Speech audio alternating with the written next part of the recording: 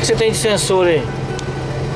Esse aqui é o sensor, se embuchar alguma unidade da frente, acusa aqui, ó. Já mostra a linha. E se embuchar de trás, aí dá o sinal, já sabe qual unidade tá embuchada. É. Só que no caso é 5 linhas só, nessa cesta aqui não veio unidade, é só 5 unidades. E as outras lá? Esse aqui é a pressão da água. Tem que ficar moendo lá na frente para não ter pego de fogo, né? Esse aqui é a velocidade. Esse daqui é a rotação do motor. Certo. E esse daqui é quando precisa de graxa, vai cruzando. Graxa no rotor.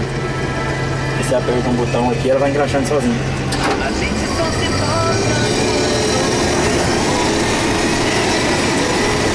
Então tem um sistema de água ali? Tem, aqui atrás, esse tanque preto aqui atrás aí, ó. É. A metade dele é água, a metade dele é graxa. Se não tiver água, tem uns fusos para arrancar o algodão, aí pega fogo. Joga fogo no algodão. Mas é comum pegar fogo? Não, é raro, mas acontece, né? Comum não é, mas É. tem que estar preparado, Já queimou, treinado. olha lá, tem um liporte ali, tem um liporte na ponta de lá e tem um caminhão. Já aconteceu de prender em fazenda queimar inteira. O algodão é que ele pega fogo, bicho é. Quando esse ano não aconteceu, mais passado aconteceu nos parques e você jogar fora. Você tá correndo, vê fogo, fumaça na cordeira do outro da vida, o outro já ergue pra cima e o algodão pro chão.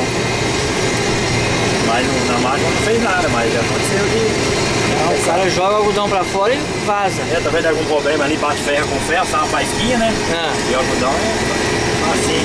O calor que tá. E aqui você sabe, você pega um lote seu, você sabe como é que é? Você... Sai, conta as linhas, né?